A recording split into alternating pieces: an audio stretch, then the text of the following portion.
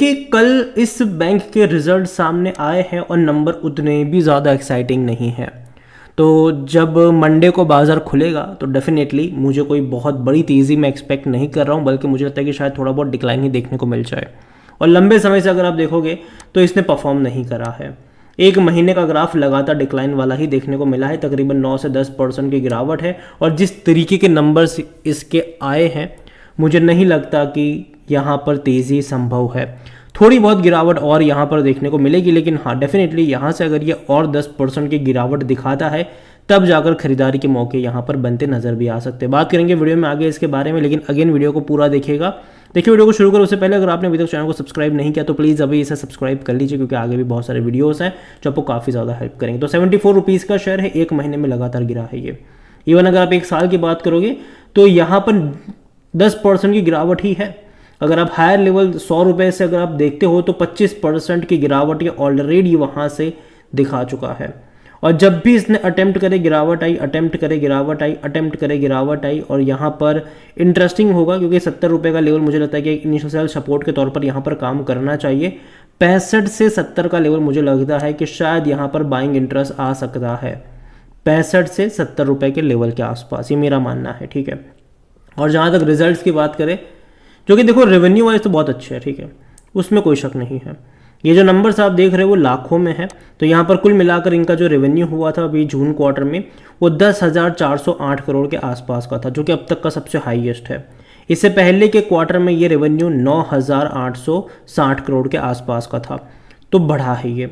Even पिछले साल के 8,280 करोड़ के मुकाबले तो ये और ज़्यादा बढ़ा है। तो यहाँ पर अगर आप देखोगे तो डेफिनेटली इनके रेवेन्यू बहुत ही शानदार मैं कहूँगा। लेकिन देखो हर बार गड़बड़ अगर आप देखो पिछले 3 क्वार्टर में अगर आप देखो तो एक ही चीज़ कॉमन है कि इनके प्रॉफिट्स में तेज़ी नहीं आ पा रही है, क्योंकि कभी किस क्वार्टर में खर्चा आ जाता है, कभी टैक्स ज़्यादा लगता है तो भैया कभी प्रोविजनिंग करनी पड़ जाती है। यहाँ पर अगर आप देखोगे तो देखो टोटल खर्चा कुछ ज़्यादा नहीं हुआ इनका, ठीक है, हर बार की मतलब पिछले क्वार्टर जितना ही है, थोड़ा बहुत बढ़ा है। 8,525 करोड़ का इनका खर्चा हुआ, ठीक है, जो इससे पहले के क्वार्टर में 8,195 करोड़ का था, पिछले साल 6,780 करोड़ का था। डेफिनेटली बढ़ा है यहाँ पर। लेकिन अगर आप खर्चे के बाद इनका जो ऑपरेटिंग प्रॉफिट देखते हो तो वो 1,880 करोड़ का है, जो कि स्टिल पिछले साल के 1,500 करोड़ के मुकाबले तो बहुत अच्छा, इवन पिछले क्वार्टर के 1,665 करोड़ के मुकाबले भी ज़्यादा है। लेकिन यहाँ पर हुआ क्या कि एक और खर्चा यहाँ पर हो गया और वो था प्रोविजनिंग का यहाँ पर खर्चा लग गया, और वो था तकरीबन 995 करोड़, जो कि पिछले साल के 475 करोड़ के मुकाबले डबल है, ये उससे भी ज़्यादा। इवन इससे पहले के क्वार्टर के 723 करोड़ के मुकाबले भी ये ज़्यादा रहा। तो यहाँ पर अगर आप प्रॉफिट देखते हो बिफोर टैक्स, जो पहले ऑपरेटिंग प्रॉफिट पिछले क्वार्टर पिछले साल के मुकाबले अच्छा था, लेकिन यहाँ पर अगर आप बिफोर टैक्स अगर आप देखते हो उसके बाद प्रोविजनिंग के बाद तो ये 888 करोड़ का हो गया, जो कि पिछले साल 1,000 करोड़ से भी ज़्यादा का था इनका, और पिछले क्वार्टर में 940 करोड़। तो यहीं पे भाई साहब खेल हो गया। बाद में 207 करोड़ का यहाँ पर टैक्स भी लगा।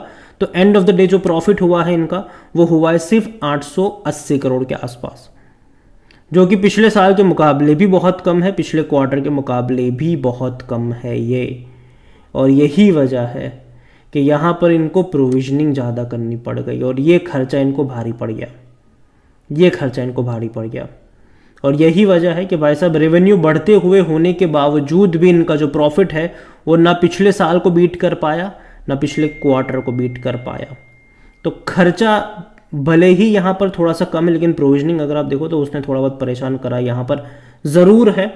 और ये डेफिनेटली मेरे हिसाब से एक बहुत ही बड़ा नेगेटिव चीज़ है यहाँ पर। और दूसरी तरफ अगर आप यहाँ पर देखते हो तो एक और चीज़ जो ध्यान देने वाली है वो ग्रोस एनपीए है।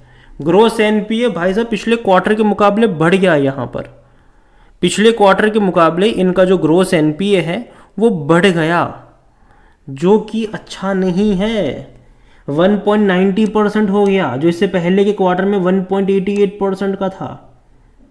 तो ये खराब नंबर्स है यहाँ पर। और पिछले साल तो हालांकि उसके मुकाबले तो कम ही होगा। और यहाँ पर अगर नेट एनपीए तो वो चलो अच्छा है, थोड़ा बहुत ही सही, लेकिन एटलीस्ट 0.59 के आसपास का है, जो कि इससे पहले के क्वार्टर में 0.60% का था और पिछले साल के क्वार्टर में 0.70% का था। तो हल्का सा मतलब यहाँ पर सुधार है, लेकिन ग्रोस एनपीए ने डेफिनेटली यहाँ पर उतना मतलब निराश करा है मेरे हिसाब से। और जहाँ तक वॉल्यूम्स की बात करें तो देखो बड़ी क्वांटिटी में ट्रेडिंग तो हो रही है, ऑलमोस्ट 5 करोड़ तक के शेयर ट्रेड हुए थे सैटरडे को यहाँ पर। और मंडे को जब बाजार खुलेगा तब मुझे लगता है कि वापस 5-6 करोड़ तक के शेयर आपको ट्रेड होते नजर आएंगे, क्योंकि जो रिजल्ट्स आए हैं कल उसका असर आपको मंडे को ही देखने को मिलने वाला है। और जहाँ तक इनके ऑल टाइम हाई की बात है तो वो 100 रुपये का था, मार्केट कैप इसका 55,000 करोड़ के आसपास देखने को मिल रहा है। कंपनी को लेकर अगर हम बात करने जाए तो according to money control user 61% लोग कह रहे खरीदारी करो और 39% लोग कह रहे बेचो और भाग जाओ यहाँ से।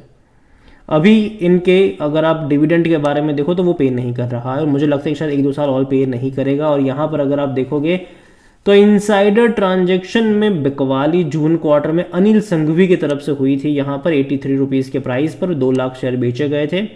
और यहाँ पर अगेन वी वैद्यनाथन भी यहाँ पर अगर आप देखोगे तो यहाँ पर भी उनकी तरफ से बिकवाली, अगेन ये गिफ्ट उन्होंने कराया किसी को, ठीक है, और वो अपने शेयर्स गिफ्ट करते रहते हैं अपने ड्राइवर्स को, अपने स्टाफ को गिफ्ट करते रहते हैं, ठीक है, तो वो देखने को मिला है हमें। और जहाँ तक बात करी जाए नंबर्स की तो डेफिनेटली रेवेन्यू में ग्रोथ है, उसमें कोई शक की बात नहीं। अगर आप एनुअल परफॉर्मेंस देखो तो ग्रोथ है, और अगर आप प्रॉफिट वाइज देखोगे तो यहाँ पर उतना बड़ा ग्रोथ नहीं। और इवन अभी रिसेंट के जो नंबर्स हम बात करेंगे क्वार्टर ऑन क्वार्टर तब ठीक से पता चलेगा। तो यहाँ पर इनका जो पी रेशियो है वो 19 का है, सेक्टर पी 17-18 का है।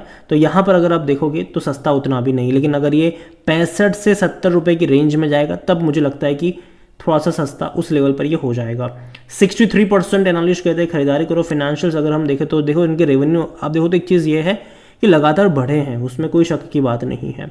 लगातार देखो 7,000 करोड़ के रेवेन्यू थे, बढ़ के 7,800 हुए, फिर 8,200 हुए, फिर 8,700 हुए, फिर 9,400 हुए, फिर 9,800 हुए, और अभी 10,000 करोड़ से भी ज़्यादा का हो गया इनका रेवेन्यू। लेकिन दिक्कत वही है ना कि प्रॉफिट देखो 816 करोड़ का इनका प्रॉफिट था, तब 7,800 करोड़ की रेवेन्यू था। आज 10,000 करोड़ से भी ज़्यादा का रेवेन्यू, लेकिन प्रॉफिट इससे भी कम है, घट के 731 करोड़, थोड़ा बहुत बढ़ के 750 करोड़, फिर वापस घट के 732 करोड़, फिर वापस घट के 731 करोड़, अभी तो और घट के 680 करोड़ हो गया। तो नंबर प्रॉफिट वाइज अच्छे नहीं है, मार्जिन पे दबाव यहाँ पर डेफिनेटली बन रहा है। और जहाँ तक शेयर होल्डिंग के बारे में देखें तो जो प्रमोटर की होल्डिंग है वो 35.39% की है, और जहाँ तक 37.43% की होल्डिंग थी बिकवाली यहाँ पर ज़रूर हुई है। अगर म्यूचुअल फंड की बात करें 2.67% से 3.34 पर आए हैं, अच्छी बात है। डोमेस्टिक भी 4.14 से बढ़कर 9.47 बड़ी क्वांटिटी में खरीदारी करी है उन्होंने। एफआईएस हालांकि लगातार बेच रहे हैं, 23.65% से बेच कर वो 19.91 पर आए। तो जो भी प्रमोटर ने बेचा, जो भी यहाँ पर कह सकते हैं कि एफआईएस ने बेचा, वो सारा खरीदा है म्यूचुअल फंड्स और डोमेस्टिक ने, स्पेसिफिकली डोमेस्टिक वालों ने ज़्यादा खरीदा हुआ है।